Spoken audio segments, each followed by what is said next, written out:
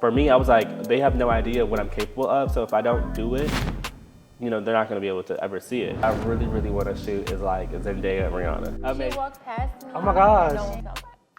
Oh my god. I don't do I don't even do like friend dinners. Like, I don't do group dinners. Whoa. Okay. Yeah. KB, be for real. Be for real.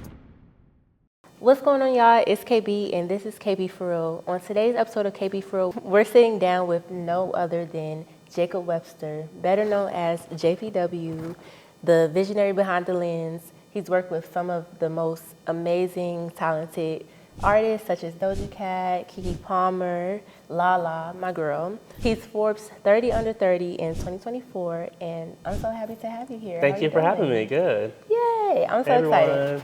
Y'all, we've been trying to do this for a minute, so I'm glad that I finally sat down. Yeah, so the line have worked out really well. Period. So how you doing today? I'm good. Hey, it's a lot going on in the world. It is a lot going on in the world. Things are pretty crazy, but I'm glad we're all safe from the wildfires and all of the plane crashes and things like that. Oh my gosh.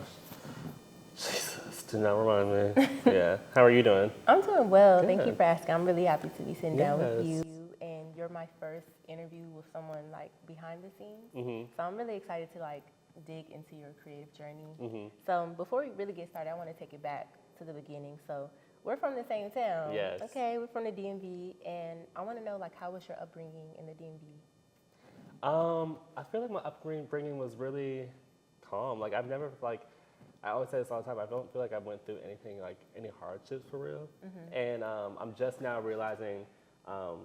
This is already like fast forwarding too fast, but I'm just now realizing like going out in the world, and because we come from the DMV and we're around so many different cultures and ethnicities and stuff like that, we're used to, just having people of our color and just like equal opportunities. And so coming out here, and I know we're all talking right now about the conversation behind like gaps in pay for like influencers and their counterparts and stuff like that. So I'm just now realizing that like as a Black photographer coming out here, I may have shot, the biggest names in Hollywood, from like Megan Fox. It's like I'm shooting people that you wouldn't really have access to, and I'm not presenting the same opportunities as someone else that has done less than me. Yes. Yes, and so that's why I'm like, I'm just now realizing that being from the DMV, that we kind of were blessed in that sense, but we also may have been a little sheltered.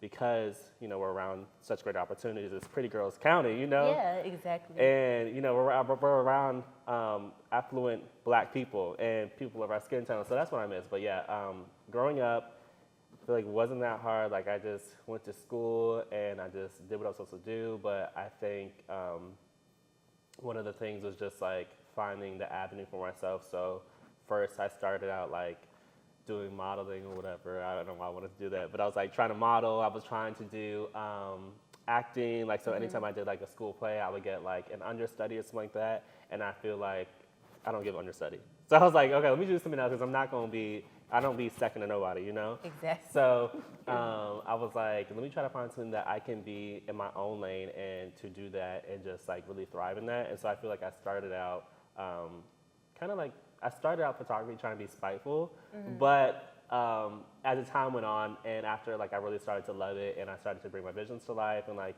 the years passed, I started to free myself from that thought of like spite and I stopped creating for others. I stopped going after my dreams for others and started doing it for myself. And I feel like that's when I unlocked, all my success. It was when I really feel like I found that synergy of like creating and finding the opportunities that were right for me. But yeah, I feel like it was chill, went to school. Springbrook High School, shout out Blue Devils, went to Towson, TU, and it's just funny because I don't know if you remember this, but like I used to do like these Jake the Snake tours. So like I would go to like Hampton or like St. John's, like I'd go down to Florida, I'd go to Atlanta, I would come out to LA, and so like I was like on tour already, and so it's funny because transitioning into my career, I'm touring and like it wasn't a hard transition for me at all. I was just like, it was so easy. It was funny seeing that other people that are my age that started touring and stuff like that, they weren't used to like just getting up and going. So I think it was like interesting how God made that work where it was like I was already doing everything and it just flowed easily into another career. And they always say it's like same animal, different beast. And so it's like the same animal, but it's just a different beast this time, and it's just going after different dreams and different goals, but doing it with the same passion. And Yeah. yeah, That's cool how like God prepared you for what you're doing now. literally, yeah. I definitely think that we're a little spoiled growing up in the DMV because like my neighborhood is full of black doctors, lawyers, Literally. athletes, you know, all of the things, and we never really dealt with like the pay gaps and everything like that. So it's very interesting. I want to rewind a little bit. You said something that was interesting about doing photography out of spite. So started off wanting to model and act, and they're just kind of like, you don't really got it. So you picking up the camera like, oh, I'm gonna show you. Yeah. I'll shoot myself. I'll shoot the people. I'm gonna show you that I have the vision. Literally. So what age were you when you picked up the camera?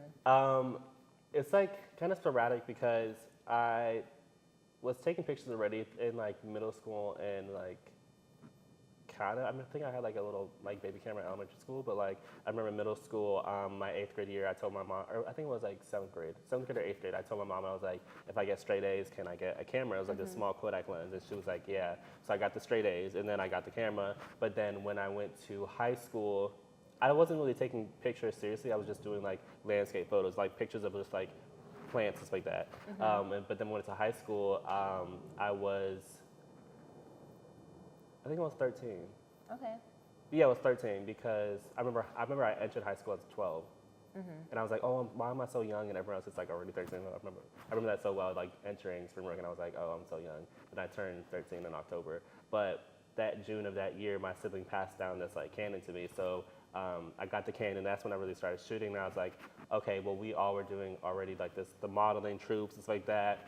And we were doing. Oh my gosh, those I know what you're talking about. Yes, the high school one. Yeah, so we were doing that, and then I was like, well, let me just start taking pictures. So I was like, and around the time, actually, this is around the time when like the DMV, like there were like not a lot of photographers, but there were like a few photographers that were creating really nice images and that were like putting together these campaigns. And I feel like they were like the blueprint for me, and I always looked up to them. And I was like, I want to start shooting and getting to their level. So I was like, let me try to do that. And so I would just take girls from my school, and I've always like had that eye for like, if I see a girl, I'm like, oh, you bad, or like you pretty, like you need to take pictures, like you need to do that.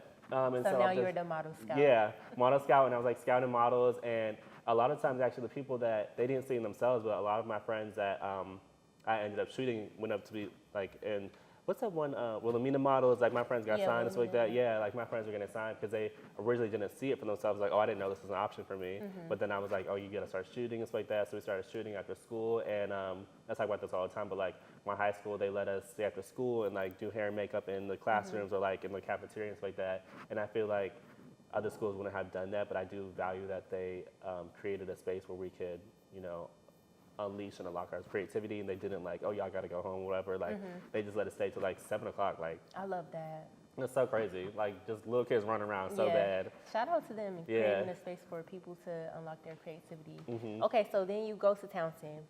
Now, this is when I found out about you because you start like crafting these photo shoots where I know you're a Sigma, right? But you start doing shoots for the other members of D9, and I specifically remember the AKA shoot. And you had them dressed in the Mean Girls, and it was a whole thing. I said, whoa, okay. Yeah. During that time, that was like different. And all of the Halloween shoots too. Another one went viral with the girl, she was dressed as something from that kid, Rugrats. That went viral too. So I'm like, okay, I love this. So at that time, did you look at yourself as a creative director as well? No, I didn't realize. I probably didn't realize until like the past like year that I'm like fully a creative director. But I also realized, I say this a lot, that because I don't love photography, like, and that also wasn't my angle. My angle was never photography, but it was just something about like just creating these like creative worlds. And I always loved like Vogue and stuff like that because I remember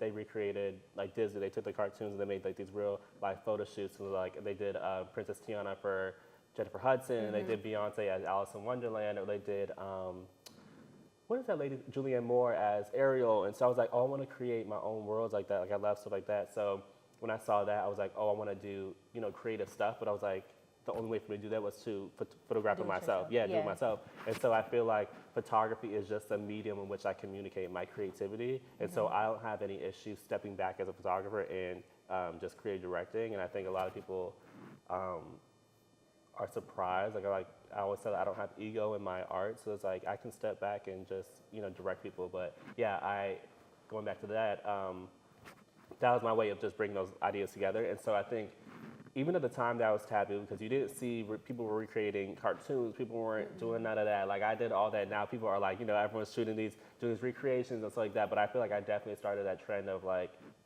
bringing those things to like, especially Twitter. So I feel like I started that where everyone's like started doing these recreations or bringing stuff to life. But yeah, like I think that was my like niche at first was like recreating stuff. But then I also realized like, yes, I was recreating, but this is someone else's idea. So in the grand scheme of things, like I'm recreating a show that was someone else's idea. Yeah. So this is Nickelodeon, this is Disney, da da da da da. This is what someone else created, but I need to step back and create a world for myself, like my own ideas. So it's not like, oh, you Jack and Swine style, whatever. But exactly. yeah. Yeah.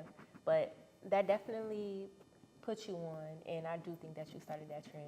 I'm gonna give you your 10 Thank you. and your flowers for that. Thank you. I feel like people be copying me, so I'm gonna clock it every time when people copy other people.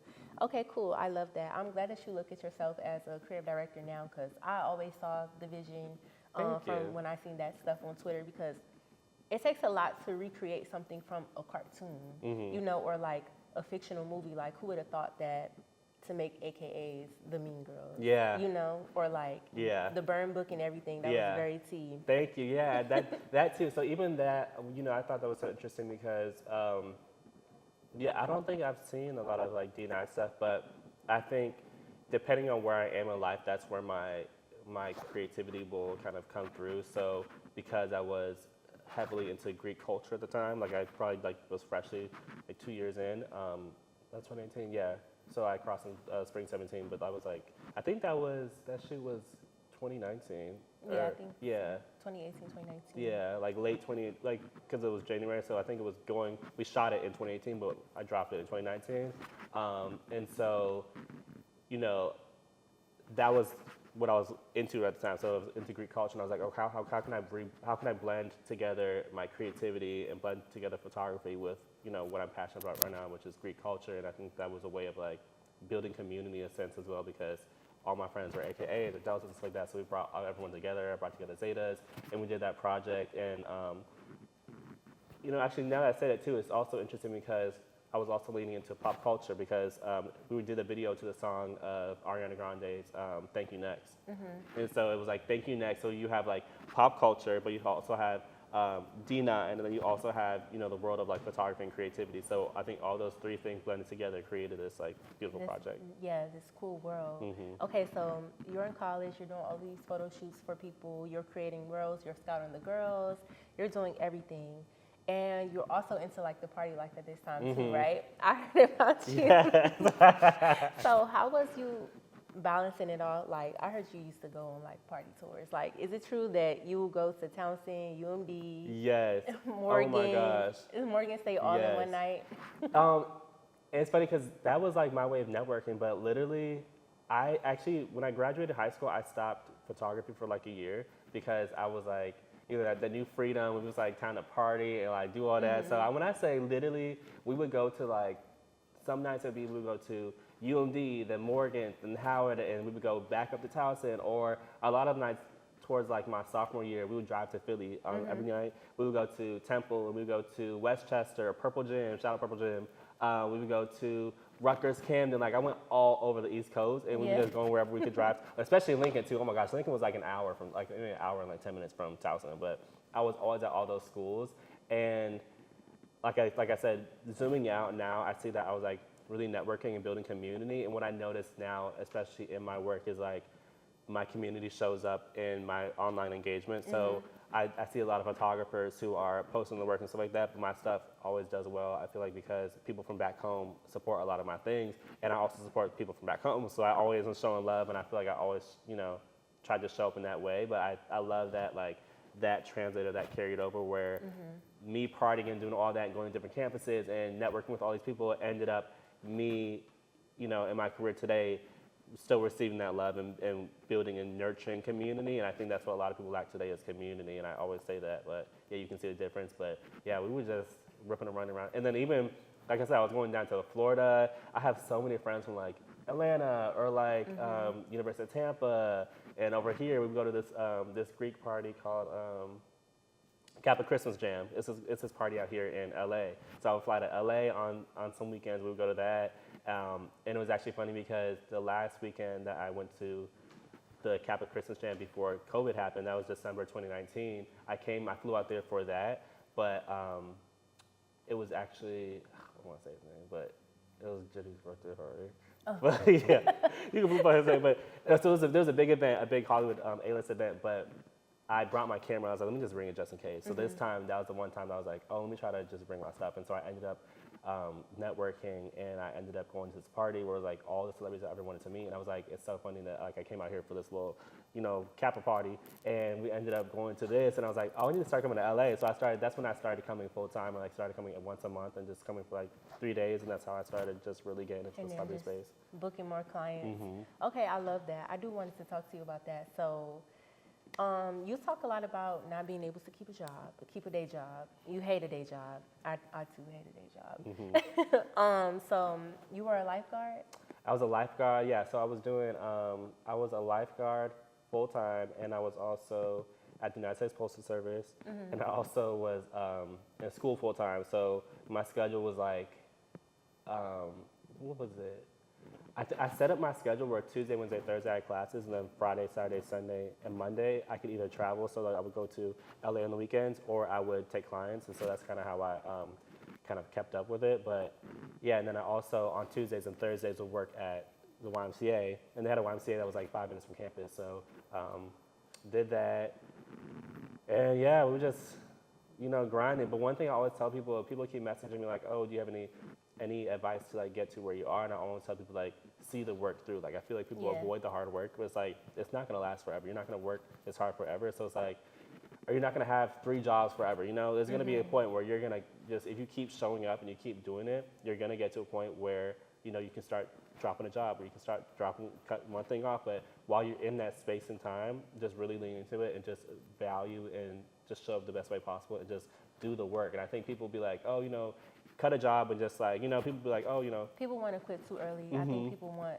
instant gratification. Yeah. And I don't really want to blame social media, but we only post the good stuff. We don't post like, y'all, I'm at day job 1, I got to go to day job 2, now I have to fly to LA, da-da-da. They don't see like how tiring it truly is to travel and all of those things. Yes. So people just think like, oh, you work with celebrities, oh, you get to do a photo shoot, or I want that, like I'm about to quit my job. Like, no, they don't know about them net 30s. Yeah, literally. They don't know about that. Yeah, in the back, like, they don't know. Yeah. It's like, it's really hard. And something that I want to talk to you about too is, well, let's rewind a little bit. So you were flying to LA frequently. Who was your first client in LA? My first client was Lori, because Lori Harvey, she came to Howard Stone Filming in October of 2019.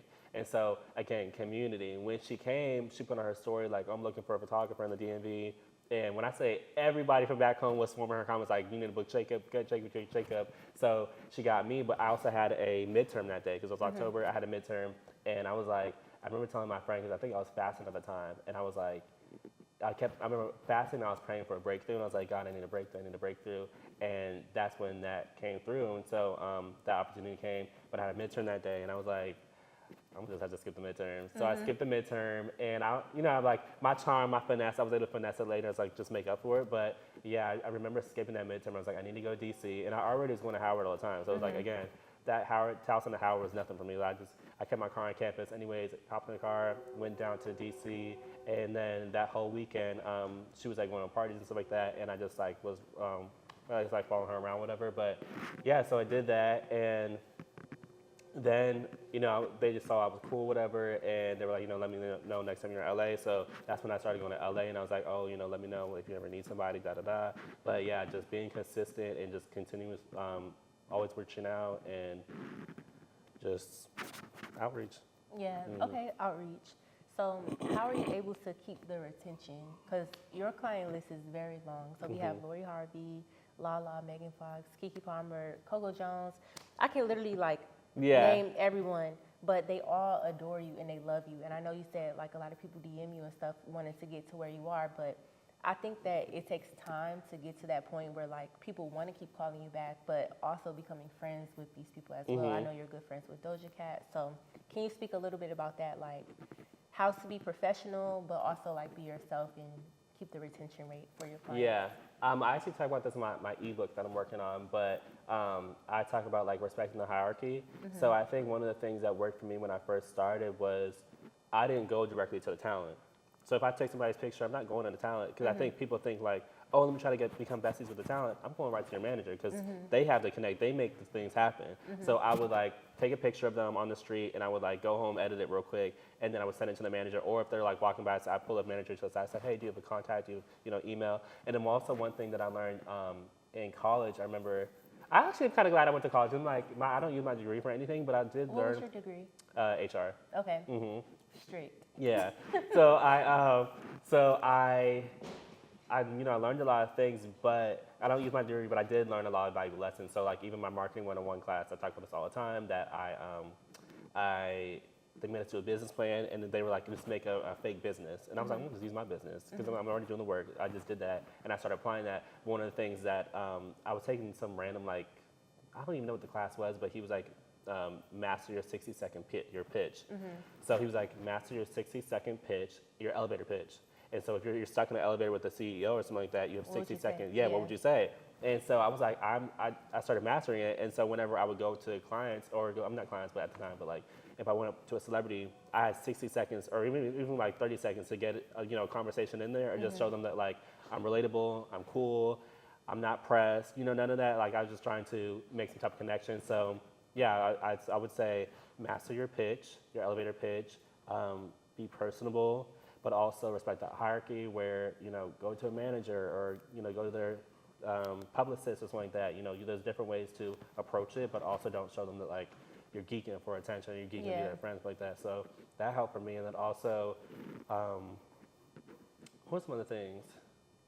I would say go the extra mile. So for me, if I had somebody, if I'm testing or doing a test shoot with somebody, or like if it's my first time working with an artist or a client, something like that, I would like, yes, I'm shooting pictures, but I also would bring like a video camera, or if they wanted 3 pictures, I might deliver 5 or 6 or something like that. Or especially one thing that really helped was if they're doing an event, I would stay up all night editing pictures so that by the time 7 o'clock rolls around, or if it's 9 o'clock, their pictures are ready to go. But a lot of people, they'll wait till the next day or something like that because they're like, oh, I need to go home and like get some beauty sleep. I was like, no, I need to go home. Or they be wanting to party too. Yeah, they want to party too. So I would like get my shots, be there for a good amount of time, and then once it was time to go, I'd be like, okay, let me go home. I would, edit the pictures all night. And I remember, I'll be so tired, but I just thought like, again, doing the work, if I'm only there, it's only 24 hours. After 24 hours, I can, sleep for 2 days or whatever. But yeah, I went there and I stayed up all night, delivered the pictures, edit them, send them over. So by the time 9 o'clock rolls around, they drop the pictures on the timeline, the blogs pick them up, the pages are tagging me. They're not waiting on getting images and nothing like that, because then, all the other stuff are starting to roll out probably by the evening time or afternoon after they get approvals and stuff like that. So yeah, I just had a strategy. You was hustling. Yeah, hustling. You had a strategy. I love that. And then you started to make a transition between, okay, I'm pulling up to events, I'm going to take your pictures, and you still do stuff like that, every once in a while. Yeah. Like, but it's more organized. And you started to make a transition to more studio shoots. Like, okay, hey, I work with you X amount of time. Let's do an actual photo shoot. Are you pitching these ideas and the theme and everything to the artist or the talent, or like, are they coming to you like, I want to do something probably? So initially, no one was coming to me because I was doing lifestyle shoots, because I was just doing like stuff on the go. But people didn't know that I could execute to this level. So I would come with my pitch deck ready, and I again talk about this on my page. Is like I have these these treatments that I've been working on for years, but like my pitches are so well thought out and so personalized to the person. It's like you kind of can't say no to it. So one of the things I always talk about is like plant the seed.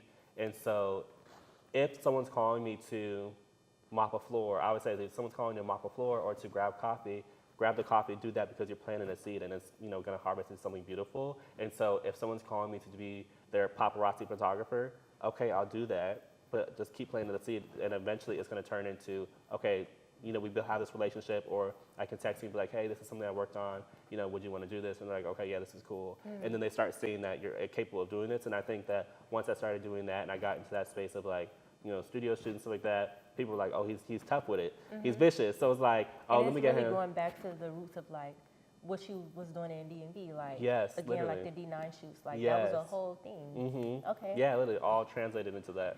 I love how like God really was just making room for you to do the things that you want to do, and just being like down, like you said, like planting seeds, knowing in your head that you have an end goal, because I feel like people feed into like the ego of everything, like I don't want to do no paparazzi shoot, like well, I'm better than that. I'll be doing, and it's like you got to do what you got to do sometimes, and it's all a journey, and it creates longevity and trust. But yeah, who would you say like your favorite client is?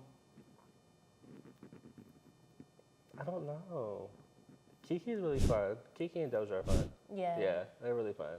Because I think they are the most creative. So they are the most willing to do whatever. And so I like that they're able to, push buttons and push boundaries. So I really like that. Like Doja is really fun and creative where like she's always changing and she's always evolving. So that's fun. And then Kiki, I'd be like, let's do this. And she's like, okay, I'm down. Because she's been in the game for so long that I respect that she's able to, respect someone's creativity, and it's not pushback with them. With her, it's like, if I say, oh, let's do this, okay, cool, let's do it. Versus someone else who's like, I don't want to do that.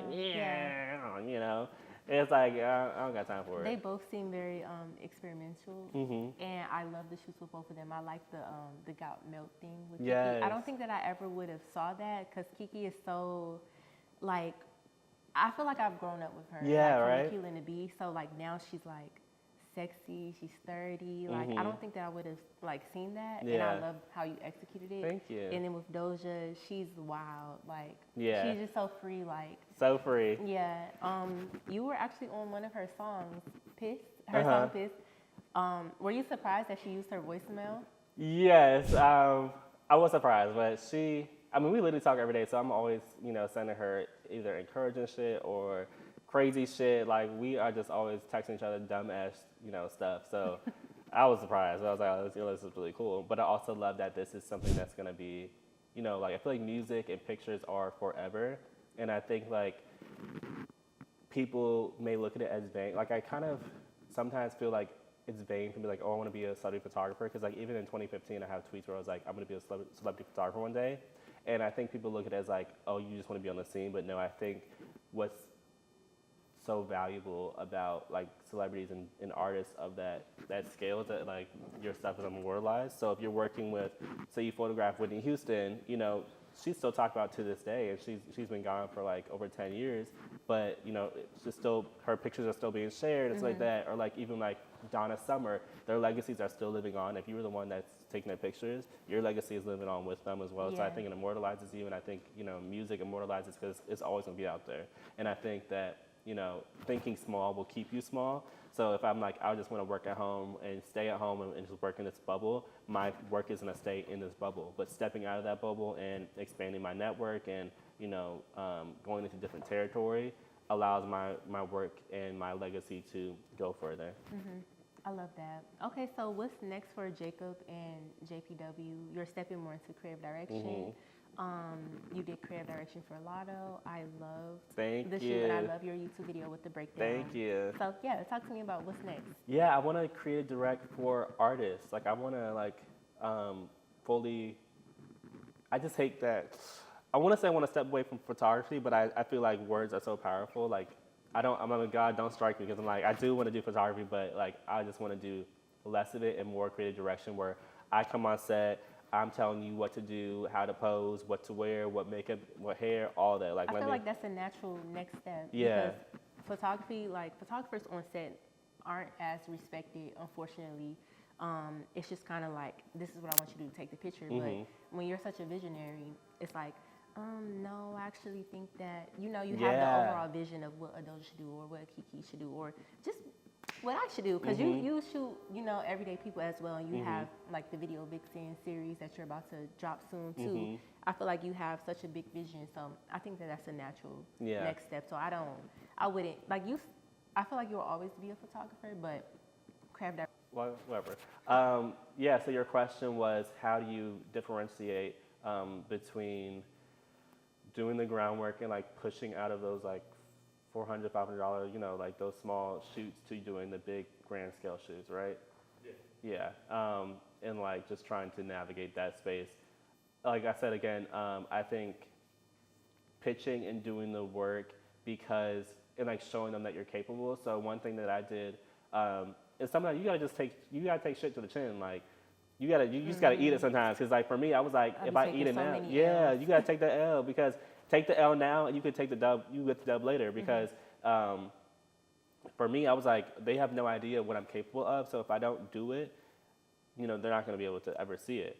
So one thing I did is I pitched out test shoots. I was like, hey, pull up to the studio real quick and let me just do this and let me edit it and, just give me a little time. And even if it's like a day that you're dressed up and real cute, where it's like, it's not anything pressing, where if it's not like you are doing, an event or something like that where you need something quick, on an off day, say you're going to run an errand, you want to look cute, can you come by my studio real quick and let's just take some quick pictures while my equipment's already set up and stuff like that. So I'll send that back to them and like, oh my gosh, this is really good. Or let me at least get your time for like an hour. Yeah. And it's like, it may be free in the moment. You're doing free work for just that once, but once you do that and you get the publicity from that as well, then also they come back like, oh, I really want you to do this. Okay, well here's, this is going to be a production rate of $5,000. Like it's going to be, a hefty fee. And they're going to pay that because they know that you're able, it's valuable and you're capable of, creating to that level. So I think once people see that like, you can create and you can do it.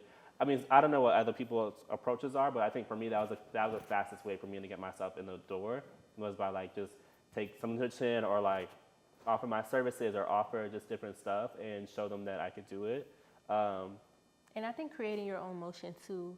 Like I feel like if you were to do a test shoot for this artist, you already have in your own audience, from the people back home, the people who followed you because like the fan pages, it's like, all right, I'm getting this amount of likes on my own account and this person got this amount of likes. I think that you can leverage that with another artist. Like, hey, I did the shoot for this artist. I would like to do something with you again. Or other people started reaching out. And it's like, okay, this is the fee. Because I think sometimes like artists be trying to play with you. Like they want you to keep doing stuff for free. So it's good to, I guess, have like a time limit. Yeah. Like I feel like, take it to the chin. I also feel like people, I didn't really experience, I'm trying to think, like, I feel like I only had to do it a few times because people started to respect that. And it's like, also with boundaries, I'm strict. So it's like, once I created those boundaries and also like, if it's other people, it's Hollywood. So like, if it's Hollywood, people want to be with what's hot. So if everyone's like, oh, everyone's shooting with this photographer, oh, let's get him. And it's like, if it's someone you don't know at all, this is my fee and this is pure point blank. Like, so you just gotta, it's tricky. Like you just gotta play it by ear. But I do think, a lot of times people hate to, people knock it, but I do think there is a lot of value. And sometimes, you gotta do some free work to get to where you want to go. Yeah. Yeah. And I think a lot of people, dismiss that or, downplay that, but. And the production costs too. Yeah. Like I feel like it might have hurt a little bit for when you started doing more studio work and like adding like the set design. Like sometimes, you got to phone in a favor, but it's like it worked out in the end because you do so much now. And I think people don't realize like there's a balance to it. So I'm like, I was doing a lot of free work, but again, I haven't worked a job since 2019. So I'm just now thinking, I'm like, oh shit, like I've been living off of creativity for 6 years now and making six figures and doing what I'm doing. And it's just like, you're just in that flow. And I just think like there's, just a balance really. Yeah. I love that. Okay. Are you ready to get into the game? Okay, so this game is called Through Your Lens. So I'm going to ask Jacob how he creative directs these things. So I'm going to throw out a name and I'm going to throw out a brand. And it's like, what do you see?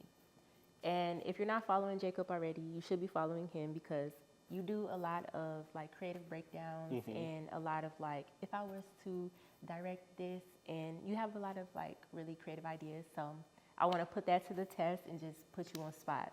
What would you do for Angel Reese and Gatorade? Mm. Okay, so I feel like that's hard. Like, I feel like we need to, because I feel like players have so many brand deals that like I wouldn't even. Because I'm trying to think, but also I know that it's like a conflict of interest. It's like I think she has a brand deal for like Popeyes, maybe like Popeyes and McDonald's and StockX and this brand and this brand and this brand. So I don't know. That's hard, but I would do. This is like crazy, but like someone on the beach. I don't know why. I'm seeing her on the beach, like because those electrolytes and like even if she's like, I don't know, I see like a beach workout. Like, how in Venice they have like, yeah. So in Venice they have like the workout, but also the beach right there. Like something where you're combining the beach with the athletic world, and she could be working out. And like I'm thinking of like the Pedialytes, and like after you're done workout, you're drinking a Gatorade. And so I'm seeing something in that world, but she doesn't have to be in like a full like athletic getup. I want her to feel like boho, cute. And I always emphasize this is like age appropriate. Like I hate when people these brands step in and they age people and they make, how old is she? She's 22. Oh, wow. But, they be making these 22-year-olds look 40 and it's like, young, please, stop. Please relax. Let Yeah, her look like, young and hot. yeah, like put people with young teens because I'm so tired of seeing that. But, okay, that's a hard one. Give me someone else. Coco Jones and Sony. Coco Jones and Sony, I would do like a meta world. So like step into this Coco Jones universe, but it's like pushing that like meta type of online digital world. So I would have her with Sony devices, whether it's like Sony microphones, or headphones and a microphone, or even like the big Sony cameras because she's in front of the camera a lot. So I could see her, either like in a booth, not a booth, but like a studio, like built out, really Y2K themed with the big cameras, or even have her, I would go like the Richard Avalon route where she would be like in the studio with headphones, like not a studio, recording studio, but like a photo studio. Yeah. And then I would have the really big cameras and I would probably do like 20 of them all around her. That's so cool. She'd be standing in the center with the microphone, with a Sony microphone, and there's all Sony cameras around her. And then I would shoot that like really classic 90s vibe. But she does have like a 90s vibe to her. yeah. Or I could do like a 2000s way of like Y2K and create a world around that, but with Sony devices. So like I'm seeing like those like platforms that light up. Remember when Brandy did that Aphrodisiac? Yeah. That photo shoot where she was on the cover and she's on that white box when it glows.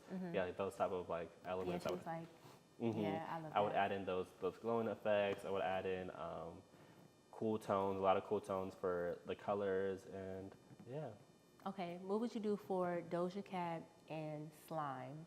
Like literally like the slime brands, like how kids like they make slime. What would you do? Yeah, it's like a styrofoam slime. So like, and you can make it and like build stuff and just play in it.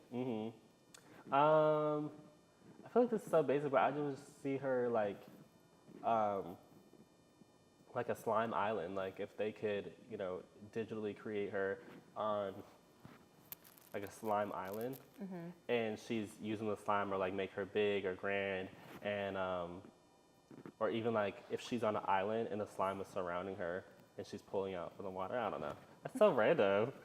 I know she's random, so I'm like, I don't know. I don't know. I have to be inspired, and I have to like really sit on things. Like a lot of times when I do like those videos, I'm sitting on it for like 2 weeks. So I have like a process for like, okay, these like 3 days I'm ideating, and then the next 2 days I'm building on it, doing research, pulling references, and then after that I'm going into my creation process and really putting it on a deck visually and putting it all together. Same. We have like a similar process too. Okay, I love that. The last thing that I want to talk about is, are there any brands or more clients that you wish to work with? I feel like only ones I have left I really, really want to shoot is like Zendaya and Rihanna.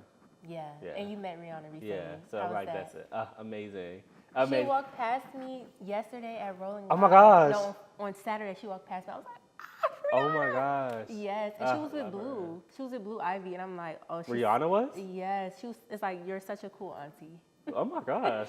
Yes, Blue I did was not see definitely that. her. Wow. Like, yeah, I'm like, I love Rihanna. I would love to Wow. work with her Oh too. my gosh. Yeah. Hey. Yeah, when are they doing their next Savage show? But like, I would love to do something for her and Savage Fenty. Like, I feel like I could easily spank that. Yeah, I think that that's coming soon. I I hope feel so. like y'all share similar clients. Like I know they just had Serena and Cordell do something with Savage Fenty. Yeah. So, I feel like I'm always in the same realm. Like, I'm so close, but just so far, and that's also like a whole different conversation. But like, yeah.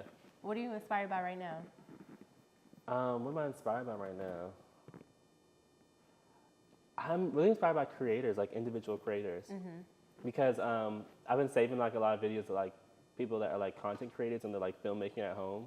So I love that people are doing like these like cool transitions and like Yeah. educational videos, and I'm trying to figure out how I can like start doing that, but like more cinematically, because I feel like a lot of my stuff is just like like a normal content creation, but I want it to feel cinematic and like its own experience, but also educational. So I'm inspired by that, but I'm also just inspired by. I feel like Sabrina Carpenter's really inspiring right now. Yeah, I love her storytelling. brand. Yeah. I love her brand a lot. I just love her branding, her creative direction. It's just all so She's so cohesive. fun, yeah. She's so fun. Quirky a Yeah. little bit and just very like 60s.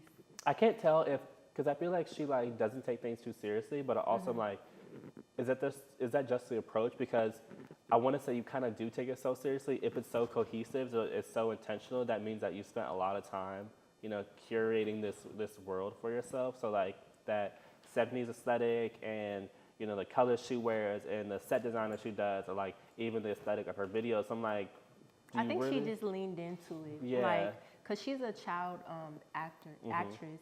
So, and she has always been like a little bit quirky. So I feel like it's working because like, I think that they took all of the good qualities and unique qualities about her and just like fully leaned into it. It was like, okay, you know what? You're a little awkward, but remember those like commercials and they were like a little bit quirky and it's like you're selling this, but it's like, oops, my bad. It's like that's so her. And it's I just love like, that. just fully leaning into it. I feel like now it's like it's working. Yeah. Okay, cool. Is there anything else that you want to talk about or you want the people to know about you? Because I have a lot more comments, so you guys gotta stay tuned. Coming soon. Follow him. The YouTube is up and running. It is, but I also have like 6 videos archived. That not archived, but are like unlisted. So I have like a lot of videos done already. I just don't know what. That's one thing I'm not good at. Is like rollout of days. Like my shit will be sitting there since like October. Like I have a whole bunch of stuff on private or whatever unlisted, and I just gotta hit the public button. But I wanted to have like a strategy of like, oh, I'm gonna go live this day. You gotta subscribe to this. I don't know. I don't know. Okay, YouTube. I can help you with that. Yeah, that's like a whole. I don't know anything about that. Yeah, that's like my forte. Like I love a rollout. Yeah. So. Yeah, I need that.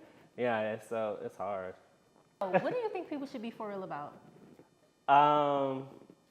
Let's see, because I have a list in my phone of like stuff. Yeah, he's that so piss me off. strict. So I can name one for you already that you said. People should be for real about like listening to so much music. You don't listen to a lot of music. He's a strict friend. Yes, oh my gosh, I feel like. Let's see. It's the list for me. One thing that pisses me off right now is like Black Mirror is about to come back, and so everyone's talking about like, oh, we're living inside of a Black Mirror episode. I'm so tired of hearing this fucking conversation. Like Twitter will run jokes to the ground. To the ground. Like shut up. We It's get cooked it now. We get it, bruh. Shut up. Another one is like, oh, say something like. It's making me laugh because I have a list too, and my list is people who deserve weekend jail. That's good. I'll add you, and we can like collab. Yeah. Just add They're to like the list so every deep in time. my phone, but like a lot of things are like, I don't do I don't even do like friend dinners. Like I don't do group dinners. Yeah. That pisses me off so bad. Like birthday That dinners. pisses me off too. But then also I just feel like if you're going to go to a group dinner, you need to commit. Don't be at the group dinner like, oh, I only had an appetizer and a drink. So if you're going to be that person, order your stuff at the bar or do not come. Yes. But Don't come. No, don't come. Just don't come. I had a birthday dinner for my birthday and I just paid for the food. I had the food catered.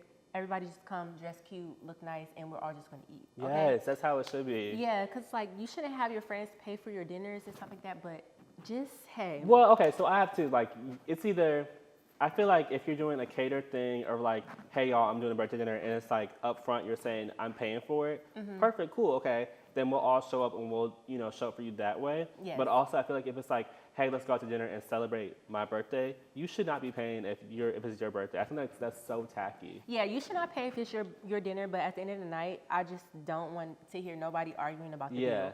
Also, maybe to make it easier, like if you want everybody to pay, hey, this is a preset menu. It's going to be $150 per person. Yeah. I don't got time for you and your little appetizer and your one drink. Because I feel like the responsibility or the consequences of leaving your house. You got to either get gas, you got to pay for valet, you got to tip, you got to get your drink, your appetizers, your entree. Like, what are we talking about here? Exactly. It's so ridiculous. Like, no, stop doing it. That's why I was like, the best way for me to avoid this is just not go at all. So don't invite me. I'm not coming. We can do a one-on-one intimate dinner. I'll do that. Thank cool. You. And I'll pay for your dinner. Like, hey, let's go to dinner and I'll celebrate you. But I'm not going to a group dinner. And also, I'm not going to a group dinner because I don't want to be around a whole bunch of randoms. And I don't want anyone to feel like, oh, I know Jacob. We cool. We went to dinner together. No, you don't know exactly. Me. Like, so I feel like being in 2025 and being 26, I'm just a lot more particular about who is around me and like the direction of where I'm going. So I'm like, you will never be out on the street and be like, oh yeah, that's my homeboy. Because I feel like everyone just like, oh, you may know somebody, but I don't know you. Yeah, exactly. I don't know you. Yeah, like what? Like people, even from like high school, like there's people we know from back home. It's like we know each other. But you don't know me. But you don't know me. Or like, an outdated version of me. Like I feel like people be like, oh yeah, I went to high school with her. She did it. I don't even remember that. Literally, what you yes. about? Oh my gosh, 100%. So yeah, I had to feel like, let's be for real about knowing people. Exactly. Well, thank you so much Thank you for having talking to me. This was so fun and informative and all the things. So. Thank you. Thank you, y'all. This Thank is you KB guys for real. watching. Yes, thank y'all for watching. Please follow him on every platform. I'll list it somewhere on the screen. And yeah, thank you for tuning in to KB for real. That's KB, be for real. Be for real.